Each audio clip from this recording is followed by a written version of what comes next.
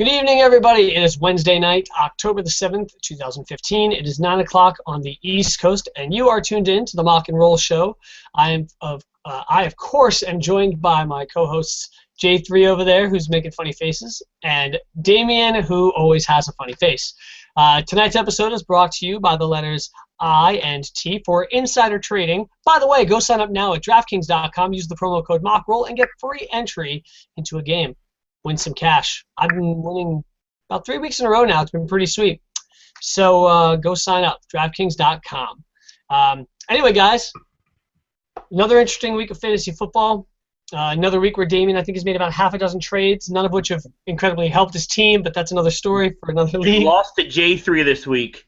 Wait, can you say that one more time? I feel like I didn't hear that. Lost to this guy. To that Not guy. by a little bit either. Yeah. By the way, speaking of losing to this guy, not by a little bit either, in the Mock and Roll Show League, Johnny, Mr. Gloats over there, lost to this guy, and not by a little bit either. So it all goes around. It all goes around. If anybody's looking for some stellar trade advice this week, Damien will ask you to take a break from the show, and Johnny and I will be happy to elaborate. No, I'm just kidding. Damien, I've never seen one guy make so many trades in 4 weeks of fantasy. So our listeners, obviously, from previous conversations, that Johnny, of course, is the commissioner of the League of Thrones. Yep. And Damien, if you want to just speed rush this by our listeners, I want you to list off all the trades you have done in the first 4 weeks. Oh. Right? Including preseason trades. Ready? Go. I traded the first pick for the 11th pick. I traded Antonio Brown. I'm sorry, I got Antonio Brown for Demaryius Thomas and Arian Foster. I traded Martavis Bryant and Ronnie Hillman for John Brown. I traded so many things I've already lost track. I traded Carlos Hyde and Matt Stafford for Andrew Luck, and then I turned around and traded Andrew Luck for Ben Roethlisberger and Jarvis Landry. And tonight I traded Travis Kelce for Mark Ingram and Ryan Matthews. I feel like there's 13 or 14 trades that you've left out of this. Yeah. But you know what? All of your trades work out well tonight, because tonight we're going to talk a bit of buy, sell, or hold. Whether you have a great player and you're unsure whether or not you should hang on to this guy, or if this is where he's really kind of peaked and that's his ceiling going forward, and you're not sure if you should hold him, or if you have a guy who peaked real big unexpectedly and maybe you're trying to figure out whether or not you should sell the guy and get something in return, or if somebody has been having a slow start to the season and you think better days are ahead, maybe you think that you should go in and buy him low. So anyway, let's talk about that. Some of these names are going to be familiar because some guys you just can't stop talking about because you're just kind of shaking your head. And actually, one of those guys we're going to start with right now. Now, I know there's no love on Damien's side for this guy, as far as I can tell and recall at this point. But Damien, do you buy, sell, or hold C.J. Anderson right now? Oh boy, it's such a good question. I think I am. I think I'm trying to buy C.J. Anderson for as cheaply as possible. Of course. The reality is that there's a really good chance that he's a flex play at best moving forward, and there's a really nice chance that the person who owns him sees him as that or worse. So if you have a chance to buy him for really cheap, and just if you're not losing anything, just maybe he comes back and is a high-end RB2. I'm not counting on it, but I think it's still in the realm of possibility. I would buy, but only if you're paying really cheap. Now, Johnny, are you on the other side of this? Are you trying to buy him as expensively as possible? Yes, I'm asking for the world. Yeah, no. Well, I guess it would be the other way around. Are you going to go ahead and offer, Gronk and Antonio Brown to get C.J. Anderson, where Damien's trying to buy? No, I'm kidding. So, no, Damien, what is your position on this? Buy, sell, or hold on C.J. Anderson? I mean, do you think this is all you're going to get? I'm going to sell him if I have him. I'm going to try and get something for him because the way Ronnie Hillman's been looking, and again, this is actually going against what I said last week. last week I was actually really high on him. We had our guest on. I was talking C.J. Anderson up, and just Were you mile high on him? I was mile high on him. Okay. But yeah, I tell you, it just looks like Ronnie Hillman's gonna take that job, and he's not gonna give it away. So if you can get something for, listen, sell C.J. Anderson, 50 cents on the dollar if you can get it. Because I think after the next couple weeks it's gonna be more like 25 cents on the dollar. Is that your real handle, John? The struggle is real. No, it's not. But the struggle is real. Okay. All right. So But someone's handle, I'm sure. Let me say wait, one thing on it. Wait, this is Jeopardy. I'll take NFL kickers for 200. No, actually, that was a little nod to the meme we put up today. So if you didn't check it out, go to Instagram at Mock and Roll Show. Check it out. Best memes in the biz. I'm telling you what, man, and I really feel this way. And I think there are followers of ours that are constantly checking out those memes. I feel like yours would actually rival the NFL memes poster on Facebook. I think they're hilarious. Yeah. So, Damien, did you want to say something about C.J. Anderson? Yeah, I disagree with Johnny about Ronnie Hillman. I don't think Ronnie Hillman is gonna take the job there. He's too small. He had a huge touchdown run this last game. It was like 76 yards. The play was perfectly blocked, and he just ran around the outside. He's really fast, and he's quick to the hole. But C.J. Anderson's a better overall back. Hillman's not going to take over that job. It's going to be 1A and 1B, and if you're putting a chip on either piece, it still has to be C.J. Anderson because even if Anderson got hurt, goal line duties and half the duties would go to Juwan Thompson. So I'm just looking at what's happened so far, and C.J. Anderson has not looked like the better running back. Hillman has looked like the better running back in my eyes. And has Hillman done anything to lose the role that he has? No, he hasn't. C.J. Anderson, listen, that job there, that's C.J. Anderson's job to lose, and at this point, it is slipping through his fingers. So that's what I'm saying. If you can sell him right now, and you can get, half his value at the beginning of the year, I would do it. Yeah.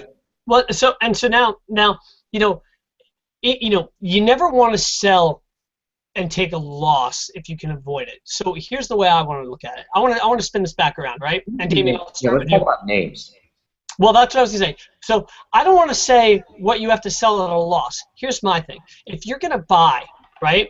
Excuse me, if you're going to sell C.J. Anderson, if you're an Anderson owner, who's a player right now that is performing, more poorly than you might expect that you could get as a buy low and a bargain right now if you're selling C.J. Anderson? I'll give one right off the bat. Amir Abdullah. If you can, again, Amir Abdullah right now, he's a star up and coming, but he's shown flashes, but he's kind of been held back a little bit by that offense. I think by the end of the year, he's going to have a really solid, a more solid year than maybe Anderson's going to have. So I'd say if you can trade Anderson to get Amir Abdullah, again, you're not getting anything really out of C.J. Anderson right now anyways. I want someone who's on the rise than someone who's on the decline. Damien? I think, to me, Abdullah for Anderson is I agree with Johnny. I think it's a little bit of a wash. I think that's a pretty even deal. If I'm an Anderson owner, I'm trying to get Dion Lewis. I'm crossing my fingers and hoping that the Dion Lewis owner is still buying the hype that Belichick is going to play Bellatrix, which I don't think he's going to do. Dion Lewis is legit, man. And trying to get a guy like Dion Lewis. I'm trying to get a guy who's still underneath the radar enough that if the owner in your league might not value them, especially if they're a waiver wire pickup, they weren't a draft. So Dion Lewis is the one that comes to mind all day, straight up Dion Lewis. Let the other person think they're ripping you off, and then you're actually ripping them off. All right. Personally, I think Dion Lewis is a bit of a stretch because I think Dion Lewis right now is too good and performing too well, too consistently to be able to get Anderson straight up. You're going to have to throw something in there personally. I don't think anybody's going to sell you Lewis for Anderson. I mean, I couldn't get your sister to do a deal with me for Dion Lewis. She's not going to trade Dion Lewis away. So, all right, let's talk about another guy here. Let's talk about buy, sell, or hold on Devonta Freeman, Johnny. I am going to hold him dearly. Now wait, outside of your team. No. Listen, no, I'm holding him. Okay. Listen, his stock is rising. I think even when Telvin Coleman comes back, Devontae Freeman is the better running back. The more, and this is actually going against what I said really preseason with me. Actually, me and Damien had a bet on this, but Freeman looks like the better back there. I know Coleman has been hurt. However, the way Freeman has been producing and the way he looks, I think Coleman comes back and takes some work from him, but not enough to really hamper him. I'm holding him. Listen, he's running like a man possessed. I think he's the number top 4, I think, running back in most ESPN standard leagues. Number 1. Yeah, I'm riding that train till the wheels fall off. I'm just gonna jump in here quickly. For me, I think Devonta Freeman is every bit as talented, as he looks. But I am a little bit frightened by the fact that that passing offense is no problem, getting downfield. And the more long plays they can get out of guys like Julio Jones, like Hankerson, like the guys that are making those plays right now, the less field there is for Freeman from a yardage standpoint. I mean, the guy had a great week yardage-wise 2 weeks ago, and then last week his numbers look huge because he had three touchdowns in the red zone, which is great. Touchdowns are big points, but he only had 68 yards on more than a few carries. So for me, I think if you can sell him and get I would sell Devonta Freeman right now for maybe a Dion Lewis, and if you can get like a James Jones or you know what I mean, something like that, and break it up to somebody who really sees the big bright stars over Freeman. I personally think I would try and sell him while he's probably, I think, at the highest he's going to be this year. Damien? This is why you guys for the hot takes, and I'm gonna 100% disagree with J3. To me, Devonta Freeman is a super obvious sell high. To me, here's what he's not going to be. Devonta Freeman looks really good. I did go on record as saying I thought he was the better back in the backfield, and I stand by that. But Tevin Coleman looked awesome. Tevin Coleman is really legitimate, and they drafted him early, and he's a speed demon, man. And Devonta Freeman looks really good, but you know who looks really, really good? The Atlanta Falcons offense and their offensive line, and Kyle Shanahan. Devonta Freeman's still going to have value. He's going to have more value than Tevin Coleman coming back. He'll hold on to his starting job barring injury. He definitely has a higher weekly floor than Tevin Coleman because he's going to be the passing down back. But guys, listen, he ain't Jamal Charles. You know who he is? He's Mark Ingram, right? He's going to be a really nice RB2 for you for the rest of the year. He ain't an RB1 for the rest of the year. If you have somebody in your league who believes that he's an RB1, he's not an RB1. You sell him. You sell him all day. He's a sell high, an obvious one. I believe that he's an obvious sell high as well. But hey, you know what I mean? You gotta do what you gotta do. There are everyone who would say I should have sold C.J. Anderson after week 1. I didn't. Listen. I say talent. This is what I told Johnny. He's not looking good right now. Going back to Anderson real quick, he looks terrible right now. But you don't forget how to carry a football, in less than a year. And so, I believe that there's still the opportunity there, although it's fading and fading and fading. All right, guys, let's do this. I'll let you guys pick a position. Do you want to go with another running back? Do you want to go with a wideout, or do you want to go quarterback? Johnny, I'm going to let you you make the choice here. Let's go wide receiver. Wide receiver, Damien, your fantasy darling right now, who I believe sat on your bench last week. Would that be Allen Hurns? Yeah, Allen Hurns. Allen Hurns. I've said this for a while. I think he's a nice wide receiver. Don't get me wrong, guys. He's a wide receiver 3, right? Allen Hurns. I just said Devonta Freeman ain't Jamal Charles, and don't get me wrong about that either. I think he's going to be a nice, potentially high-end RB2 rest of the season. But Allen Hurns is he's a wide receiver 3, but he's a nice piece. He's a clear-cut wide receiver 2 or second guy in that offense. I don't think he's that far off talent-wise from Allen Robinson, really. I mean, Allen Robinson's a lot bigger and is a physical freak. Hurns, I think, is probably a little faster. He's matchup dependent, guys, because it depends on who's covering Allen Robinson. Robinson's going to draw the #1 cornerback. When he does, and when the Jaguars are going to be in a fight to catch up, which is most games because it's the Jaguars, you're going to see some games where Hearns it could be a nice flex play for you, a nice bye week fill in. Not more than that probably, but that I think he can be. And it's worth mentioning. Every year when you look at like Jacksonville as an offense, you're really kind of scared to take players on that team. You look at them and you just sort of brush them off. I mean, really, for a long time, for the most part, they're the same caliber as a Cleveland Browns offensive player. It's like you don't really want to take them because you don't really have faith in the systems. They're doing a great job chucking the rock down there in Jacksonville. Blake Bortles is off to a very, very solid start across the board, and he's definitely doing a good job delivering the ball. And listen, for as much as I said I was out on Julius Thomas this year because of the team he's playing for, and that I thought they were going to be a dumpster fire, I think Julius Thomas is actually going to come into a really good situation, and that's going to open up a lot more options for Blake Bortles. And really mess up those coverages. There's a lot of talent throwing the ball around. If they can get that run game going, I think that offense is going to be pretty scary, actually.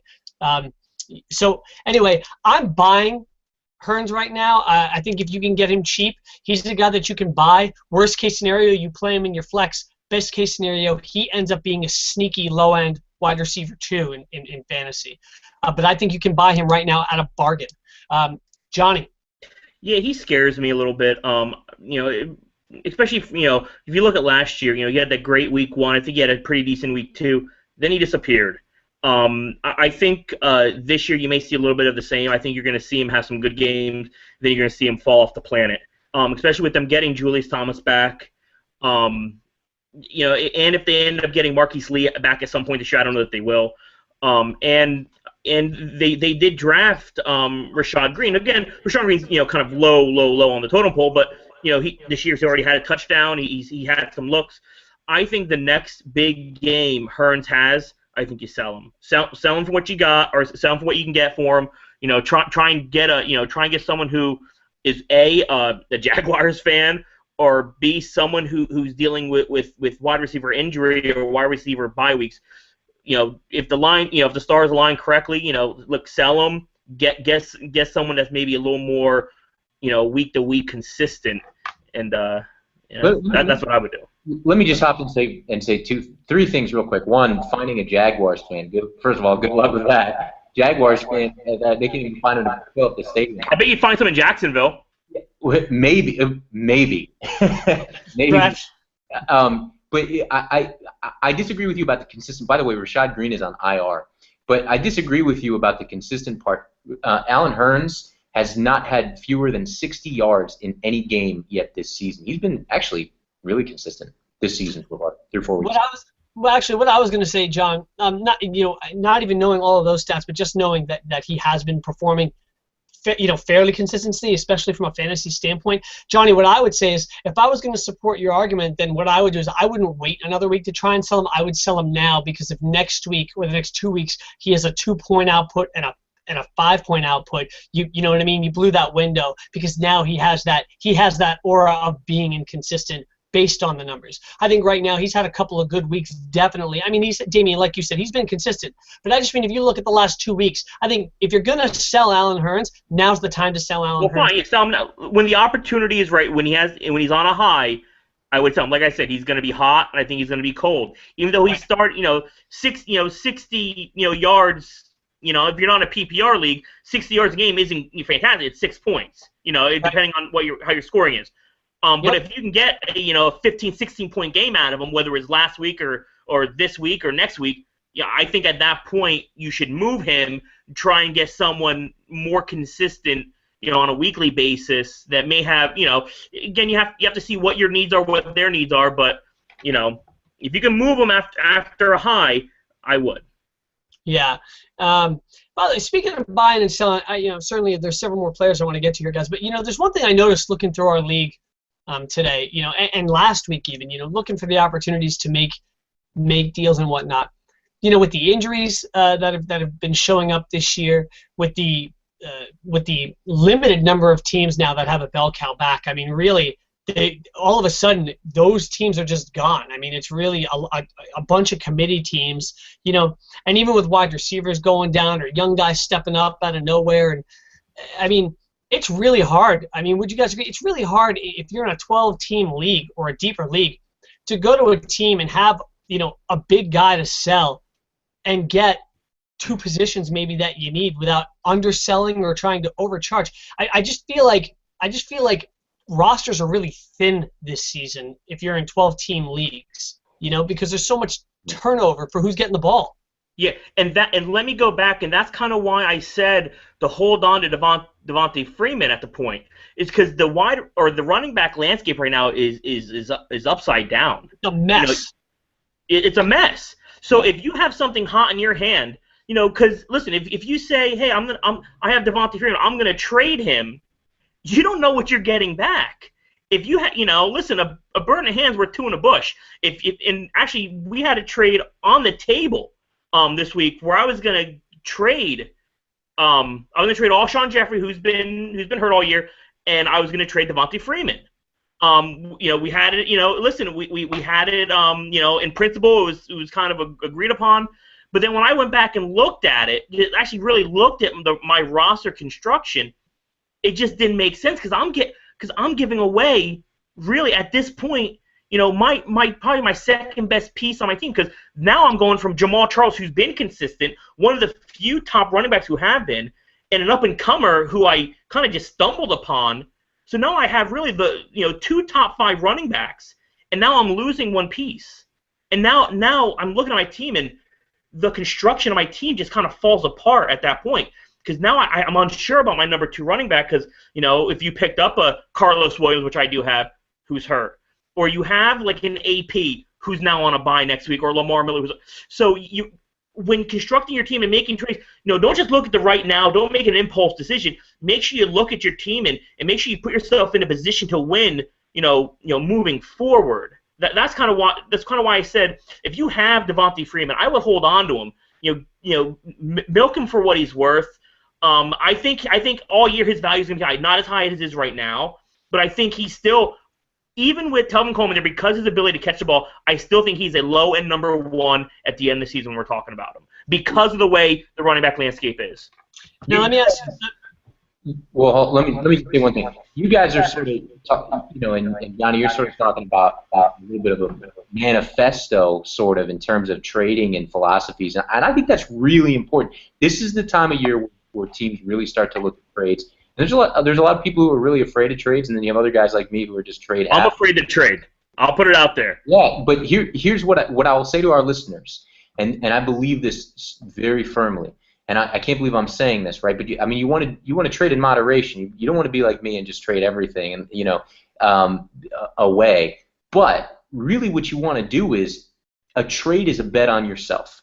So if you believe that you have vision and you know who's good and who's going to be good, you're crazy not to explore it. If you can make your team better, that's one way to win fantasy leagues. You have to be willing to trust yourself enough to get rid of somebody and possibly lose. Because yes, there's risk involved, right? You're going to make a trade that you screwed up, and the other owner gets the better end of the deal. But if you believe in yourself, you believe that you're going to get the better end of the deal more times than not, and so you do it. You know, just talking about team construction and the shifting and the changing of the landscape and whatnot. And by the way, Damien, I think that those are all very good points. You and I had a discussion recently where really that was the heart of the discussion. But I mean, we are only in week 5, okay? And for all intents and purposes, there's a lot of season left, not just in fantasy, but in the NFL season. I mean, we're a quarter of the way through the season right now.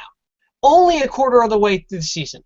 Guys, have you ever, from a fantasy perspective, have you ever seen a more compelling argument to go running back in next year's fantasy draft or in the following year's fantasy draft than right now, than this season? Because, I mean, really, more than ever, unless there's something I'm missing, boys, if you don't go running back, and it's not because, you know, and you don't have keepers to make up for that, you're not getting a good running back. It's just not going to happen. I mean, is there something I'm missing here? Well, again, a little bit.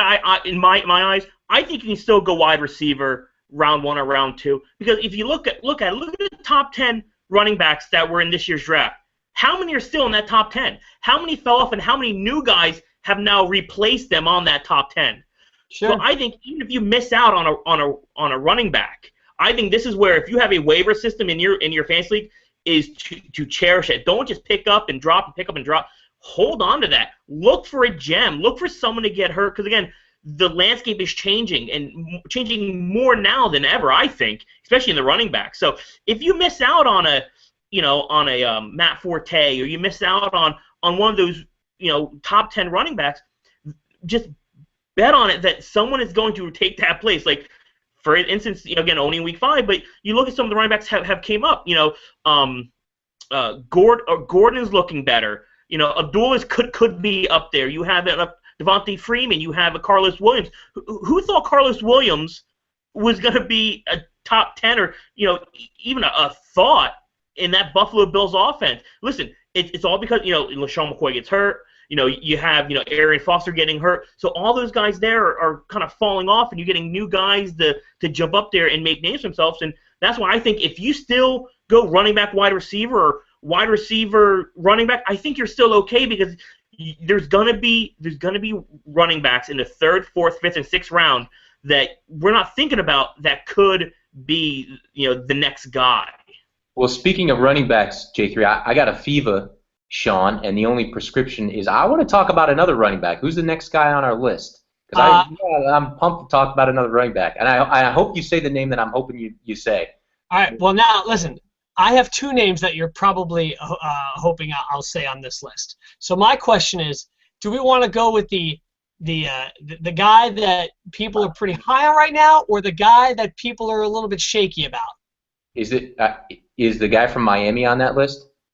There's no running back from Miami on this list. Oh, I thought we were going to talk about him. Okay, we'll take the guy who's shaky. All right. Miami Dolphins running back Lamar Miller. No, I'm kidding. Oh. I actually want to talk about Todd Gurley. I feel like now you're going to pay a little bit more than you would have, a week or 2 ago, because now he's actually, really gotten in a good game.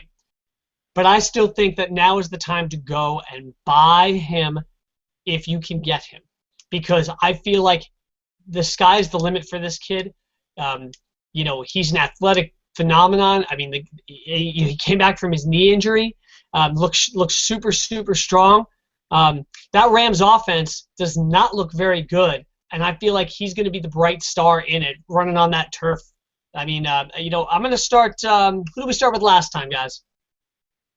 Come on, help me out here. You can go to J3. J3, Todd Gurley. Are you buying, are you selling, or are you holding? See, this is a tough one for me, because I really do like Todd Gurley. That knee injury scares me. I'm wondering if he's going to hold up. Listen, this was a nasty injury he had in college. I know there's other guys who came back from injuries just like that. Willis McGahee's, Frank Gore's, but it's a tough injury. Running on turf is actually tougher than you would think than running on regular grass. You have it's a little trickier. You have to learn how to run on it. I think if you have him, you're holding him. If you don't have him, you want to buy him, but I wouldn't pay top dollar for him.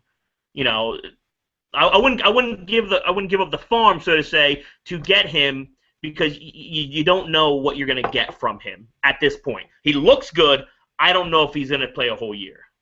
Yeah, see, I think, and Damien, I'll get to you in 2 seconds. I just want to say, I think with Todd Gurley, you find some guys in your league who really have the wide, bright eyes. I mean, you're in a win-win situation here with Todd Gurley if you have him, because you can easily hold on to him and see what happens with him and not really sweat it.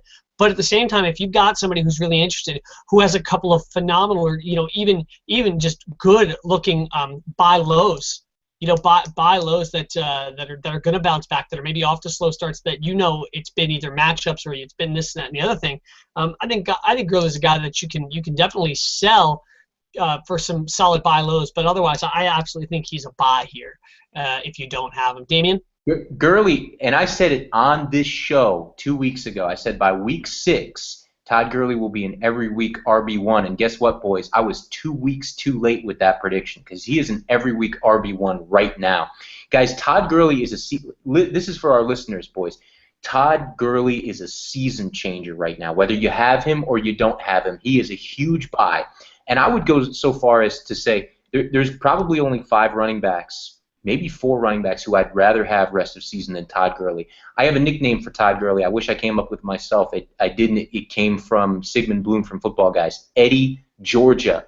Jeff Fisher, former coach of Eddie George, is the man who runs running backs into the ground. 20, 25 carries every single week. That offense runs through Todd Gurley. He is a generational talent. Once in every 10 years. If I have Eddie Lacy and I got nothing at running back, I'm telling you guys, I would make a deal. If I could get Todd Gurley and Demaryius Thomas all day, I would make that deal. I think Todd Gurley is going to be right up in that class this year. Well, is that right next to Christine Michael?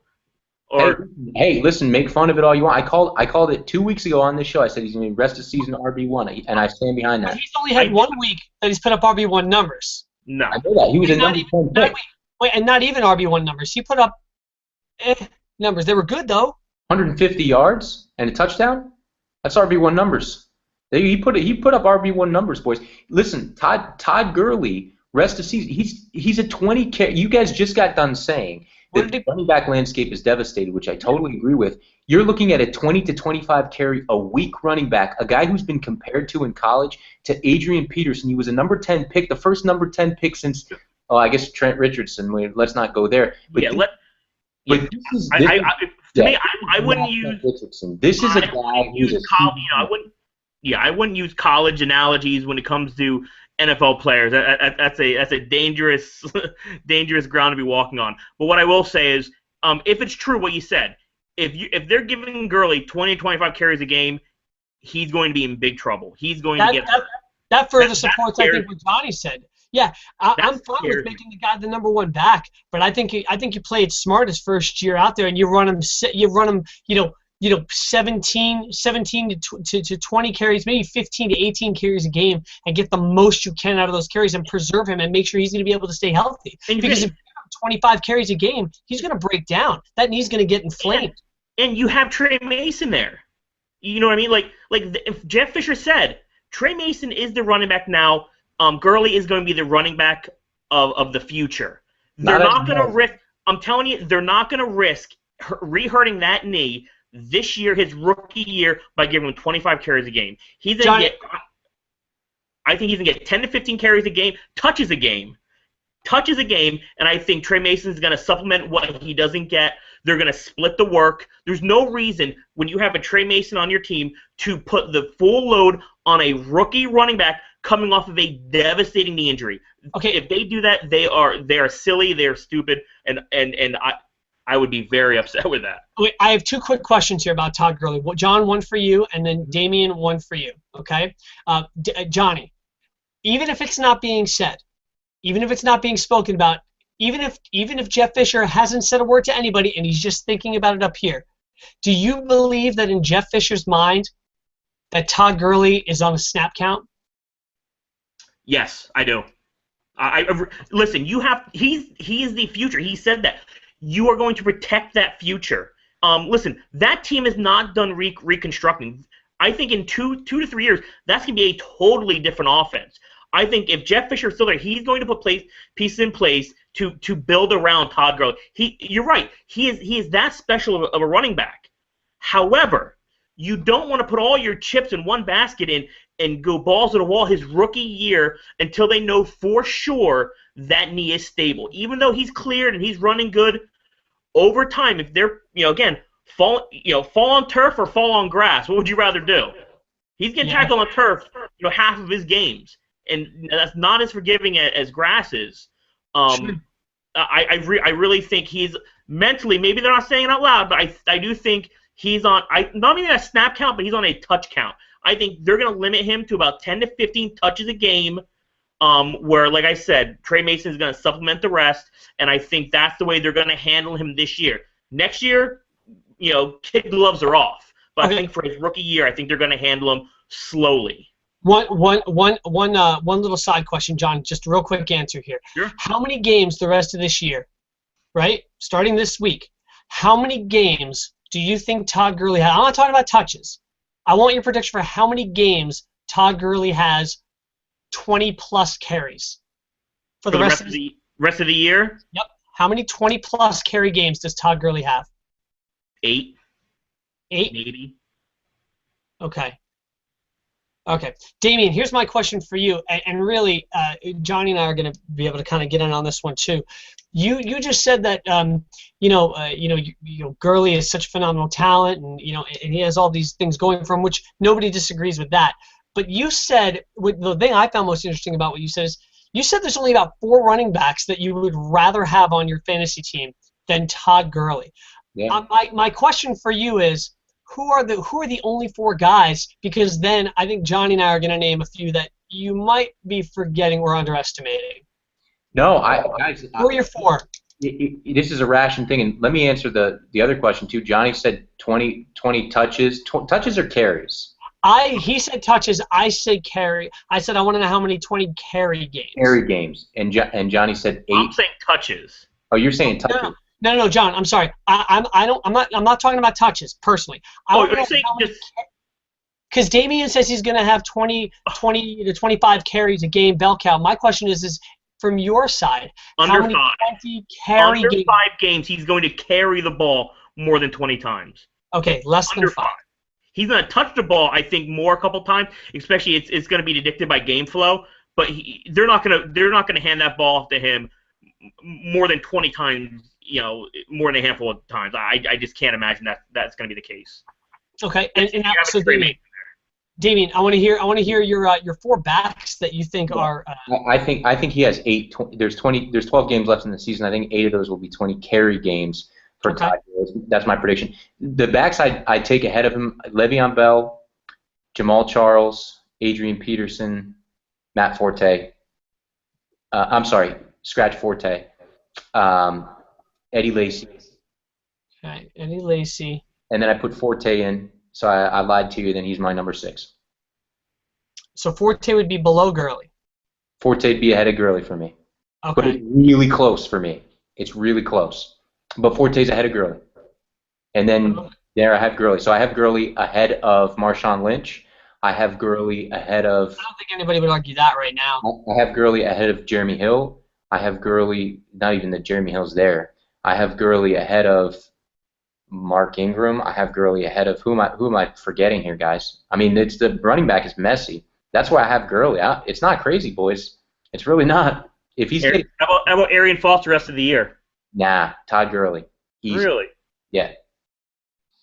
At this point, I would, trying to think here. I'll tell you a guy I would rather have. I know Damien's gonna hate this, and he's gonna laugh at this, and that's fine. I really don't care, because one thing you and I talk about, Damien, is not just the player themselves and their talent. Okay, there are the rare player who can put it all on their shoulders and make it happen regardless of their situation. Your APs, guys like that. Okay, but then, you talked about Devonta Freeman earlier, saying that one of the things that benefits him, the biggest thing that benefits him, is what? He's in a great offense right now that is performing very well. Okay? Now, I've got an offense in mind that's not performing as well as Atlanta, obviously. Nobody is. But that is performing well, that is on the rise as far as their performances go, and a guy who I think is going to be a little bit more durable and is the bell cow. And that is, I like Latavius Murray, actually, a lot. And I would take Murray right now. With Gurley's uncertainty as far as how his durability, I would take a Latavius Murray and that offense over Todd Gurley and his offense. Johnny, what do you think? And then David, I will get your take. And a little maybe quieter running back. The offense isn't great, but he's putting up some pretty good numbers. I'm taking Chris Ivory. I like Chris Ivory this year. Chris Ivory looks great this year in that team, on that offense. Damian, a guy that you said is Deion Lewis, another one. That's what I was going to say. You said every week starter. I mean, who has a better offense except maybe Atlanta right now than the New England Patriots, just from a touchdown production standpoint. And I know that's on Brady's arm, and you never know what you're getting as far as the running backs go because of how Belichick handles that offense.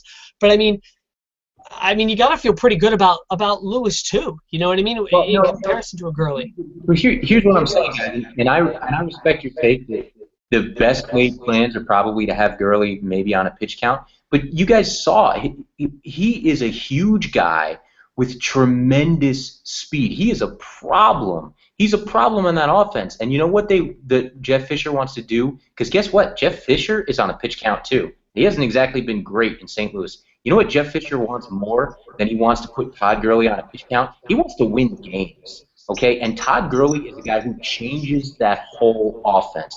Todd Gurley makes that offense fundamentally different, and we saw it this week. They kicked the butts off of a heck of a good defense in the Arizona Cardinals. And you know why it was?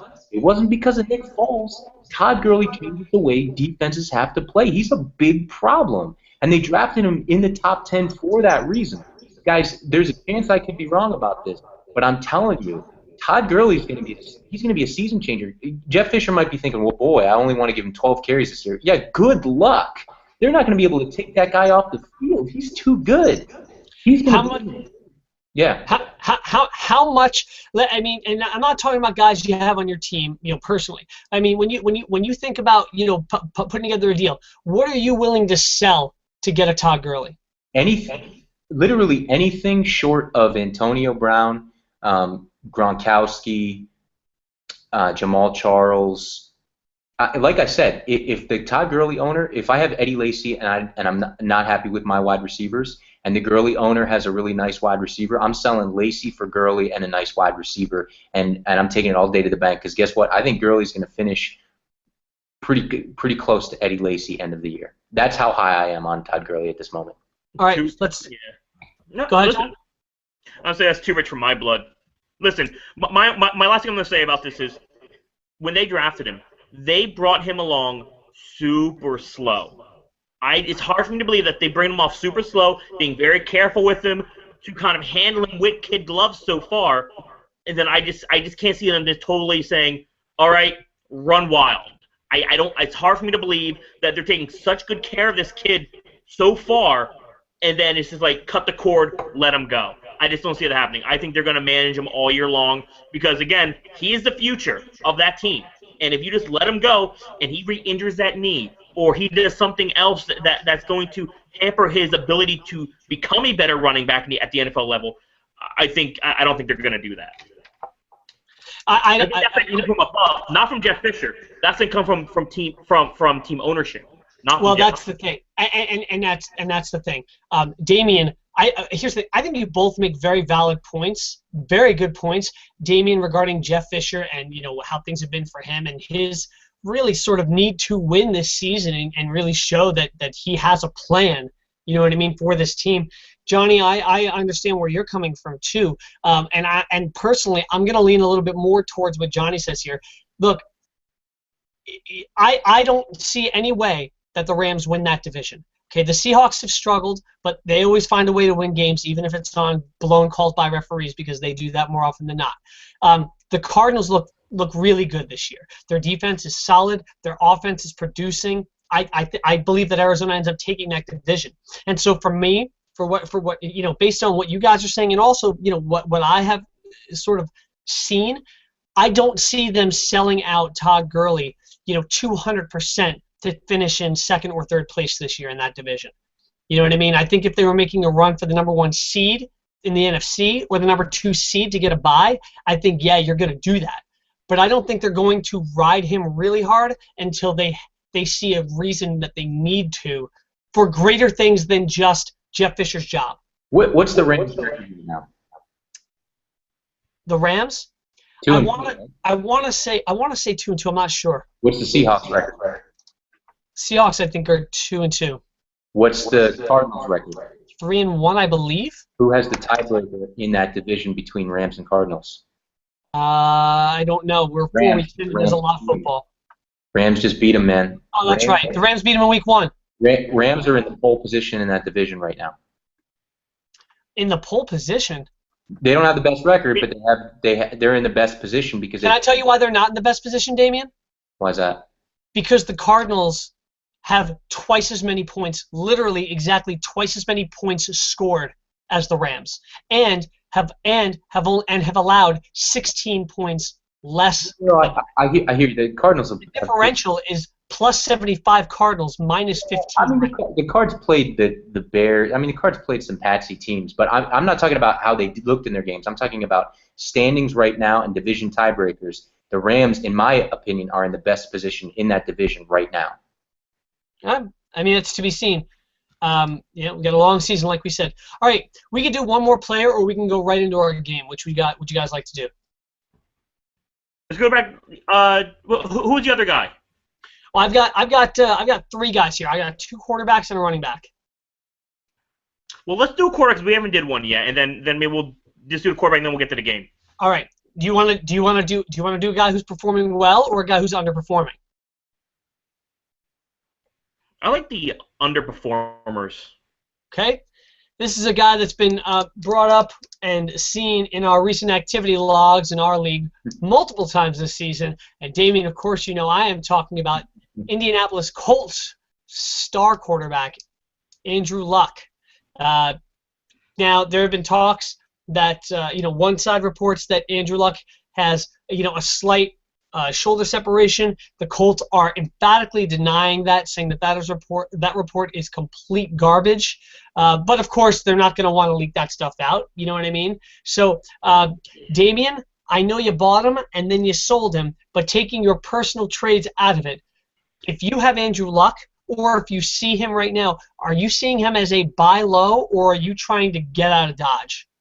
I'm seeing him as a hold. I'm not sure I buy him as a buy low, to be honest with you. I did at one point because I saw the schedule. He played two really bad, really good defenses, I should say, and then the rest of his schedule was going to be cake. So I was looking at that and thinking, man, what a great buy low opportunity. Here's what scares the heck out of me. By the way, the Colts have not denied reports that he had a partial shoulder separation. They've just refused to say anything at all. The Colts literally have just said nothing one way or the other. The Colts are just on a campaign to just not say anything about his shoulder, but it was reported from a really good source that he had a partial shoulder separation. Supposedly there's no tearing or anything, but the Colts are being really secretive about it. I'm nervous about his shoulder, and not just because of the injury. He's going to come back. He might even come back this Thursday. I don't expect him to be honest, guys. I'll be a little surprised if he plays this Thursday. I think he's going to sit out this one, just the gut. But either way, if he takes another hit, and you know what, behind that line, he's going to take a bunch, I'm nervous about his health long term. I don't know that it was somebody. I'm sorry to cut you off. I don't know that it was somebody specifically. I don't know what the role is here, and you hear this term all the time. But the report from ESPN was that an Indianapolis Colts source has denied multiple reports that star quarterback Andrew Luck has a partial shoulder separation, according to an ESPN guy. So yeah, you're right. You know what? There's nothing for or against really, from the Colts that anybody's putting a name behind. So who knows? Johnny, your thoughts? I think he's a hold if you have him. If you can get him for cheap, grab him and stash him. Because listen, when he's on the field, he's even though he hasn't been great this year, I think when the dust settles, he's gonna be at least a top 10 quarterback, if not top 5, if he can get right. Because again, what Andrew Luck has always done nicely is move around. He's a mobile quarterback. He can get tough yards. You'll get the rushing, with him. You'll get a couple quarterback sneaks in the end zone, some bootlegs, to score in the end zone. So I think if you can get him cheap, I would take him. But I think if you already have him, because if you're selling him, you're gonna be selling him at a loss. So I think if you have him, hold on to him. Pick up. Again, if you're in a 12-man league, you might be a little thin at wide or thin at quarterback in the waiver wire. Pick up Hasselbeck. If you're a believer of the team, listen, Hasselbeck didn't have a bad. I think he had a 20-point game last week. he's serviceable. He's a veteran. He takes care of the ball. But yeah, if you have luck, I would hang on to him. Unless someone's a really big Indianapolis fan, then maybe you can, sell him to get something. But yeah, I would hold on to him because again, he is, and like Damien had called, Gurley before, he's a generational player, and I think his talent is phenomenal when he's right. Yeah. So real quick, and then we can move on. We have about 10 minutes left in the show. Just real quick, if Andrew Luck plays this week, okay, and he puts up a 35-plus fantasy point effort, Damien, are you trying to sell him high while you can, or are you going to keep him and say that's why I kept him? I'm going to keep him, and I'm going to say that's why I kept him, and you got right, and you're gold, and you're ready to rock and roll. That's the case. John, you feel the same way? Agree. All right, let's play a little game here just for fun.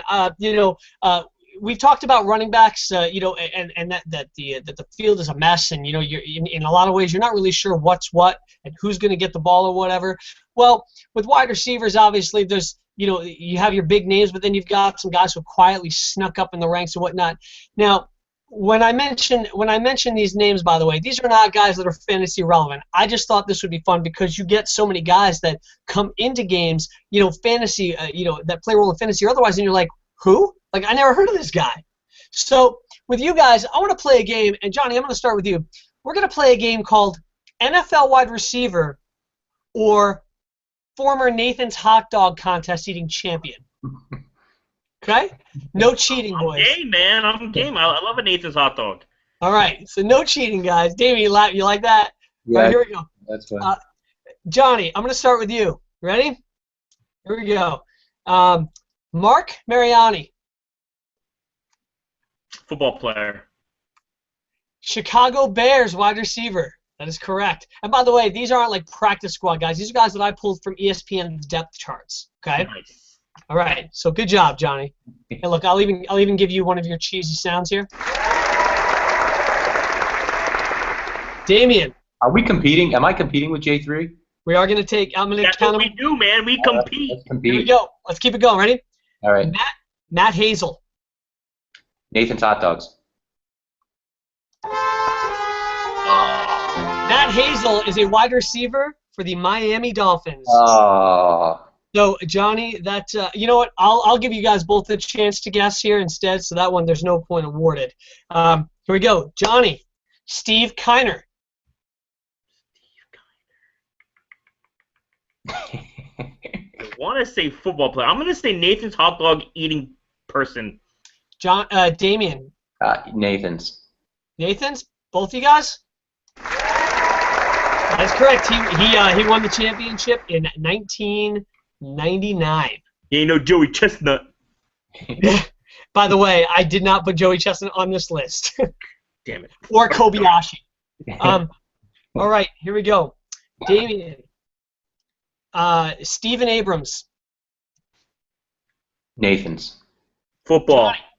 What's Football. that? The answer is 1982, Nathan's hot dog eating champion. Yeah. All right. Retired. All right. Johnny. Mark Heller. Mark Heller. Mark Heller. You neither of us know. Just make a guess, dude. Football. Damien. Football. 1986, Mark Heller. He ate a lot of beef dogs. Beef dogs. All right, boys.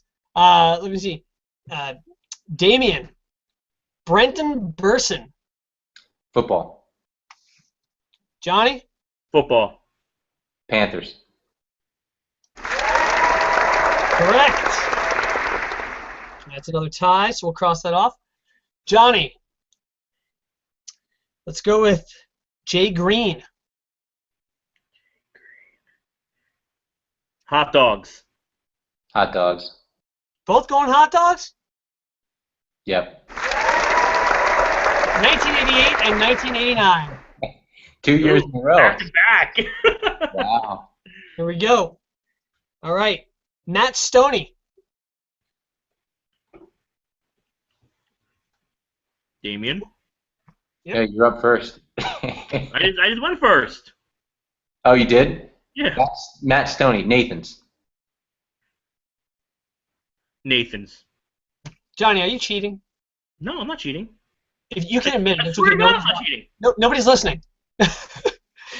That is correct. Matt Stoney won in 2015. Darren Waller. Johnny. Football. He's football, Ravens. That is correct. Paul Siderman. Football. Nathan's. Nathan's 1980. Oh, it sounded so obvious, Siderman, that it sounded like Nathan, so I wanted to try and be different. Mike DeVito. Football. Football. Chiefs. Mike DeVito won in 1990, 1993, and 1984, and is still alive and does not have high blood pressure, as far as I know. All right. Who's the Chiefs guy named DeVito? It's not him. I guess not. All right. Two more, guys. It's the same guy. Two more. We got Keith Mumphrey. Damien. Football. Football. Can you tell me the team? Either one? Chiefs. Panthers. No, I'm sorry, Bucks. Texans. Good try. He might start this week, by the way. For a team that you don't know. The player's never heard of. All right. Last one, guys. Adam Thielen. Johnny. Football. Yeah, it's football. I tried to throw Johnny off. Is it football? Yeah. Who does he play for? Oh, wait, hold on. Adam Thielen. Raiders. Chiefs. Vikings. Oh, I knew that was wide receiver. So the final score, taking out all of the ties, is a tie. You both had 2 on your own. Womp womp. So, good job, you bitches. Anyway. 3 minutes left, guys. Well, 3 let's. minutes left. Go ahead. Real quick, Duke Johnson. He was the Miami back that I was hoping you were going to bring up before. And I'll kick it off by asking you, Sean, for a role reversal. What do you think of Duke Johnson? I think Duke Johnson's a good talent. I think he's in an offense that we're not really sure exactly what that offense is, except for the fact that, Travis Benjamin gets a few catches a game and tries to make the most out of them. I mean, I really feel like that's, for the most part, the extent of their passing game, right now. But I think that job is Duke Johnson's to take. I think he's a really talented guy. Let's put it this way. I'm not a buyer, a big buyer at all in Crowell. You know what I mean? And so therefore, I have to be a buyer as far as Johnson goes regarding Browns running backs. I still stand by what I said, that I don't think any Browns player finishes the season in the top. I think I said 15, or was it 20? I think it was 20 at the position. I don't think Travis Benjamin keeps us up. I don't know what Duke Johnson's going to be, but I think he's a good player. Yeah, I brought him up because I think Duke Johnson has a chance to be a poor man's Le'Veon Bell this year. Very poor man's. I'm not saying he'd be Le'Veon Bell, but he has the same skill set. He has durability issues, so if he can stay healthy, I don't think that's any way a guarantee. But boy, is he an electric runner, and what a receiver too. He's a problem in that backfield, and I think the Browns know that he's much more versatile than Crowell. I really like Duke Johnson, and they have a really good offensive line too. I think he might be a difference maker for somebody down the line as a flex play. So if you think if you believe and you have concerns about durability issues, which obviously I'm sure others do as well, is Duke Johnson a guy that you wait for him to have another really good game and you sell him, or do you hold on to him and hope he stays healthy? No, he's a buy for me. I'm trying to get him. Okay, well I know the guy who has him. If you need me to try and broker a deal for you. Already went there and already shut down. I was using the same kind of compare an NFL player to him, but to me, he looks more like a Jamal Charles. Obviously, not that talent level, but I think he reminds me a little bit like Jamal Charles, where he's going to catch a lot of balls on the backfield. When he gets the ball, he's electric in open field. I think the running between the tackles, that's going to come. It's going to happen. It's just, again, I think he's kind of just feeling his way through. And again, he's kind of hamstringed a little bit with Crowell there. I think as the season progresses, I think he's gonna really cut himself a nice chunk of that offense, of that playing time. I think when we're talking week 13, 14, 15, I think we're saying Duke Johnson's the bell cow running back there. I think he takes that job wholeheartedly at some point of the year. He's too talented not to. I think it's a good discussion. I think it's a good player to bring up, Damien, to sort of wrap things up. I honestly hadn't even thought of him. The other guys I had on my list are Andy Dalton and DeMarco Murray, and we could talk about them, another show and whatnot. But listen, that's all the time we have tonight. I want to thank everybody once again, as always, for tuning in to the Mock and Roll Show. We're here live every Wednesday night, 9 o'clock Eastern Time. Subscribe to us on iTunes. Subscribe to us on YouTube. And, check out the page. You can watch any of our past episodes. Also, follow us on Twitter and Instagram. Go check out the hilarious memes, or get into a healthy debate or argument, or have Damien give you advice on how to trade your entire team in the first 4 weeks of the season. So hit us up at Mock and Roll Show. Damien, John, it's been a good time. Everybody, please go sign up DraftKings.com. Use the promo code MOCKROLL, MOCKROLL. You'll get a free play into a game this weekend. So go win yourself some cash. I've been winning every week. And Damien, did you play yet this year? I have not. No, come on, man. What are you waiting for? Go use the promo code and win yourself some cash. So anyway, guys, on behalf of J3, Damien, and myself, thank you guys for tuning in. We'll see you here next week.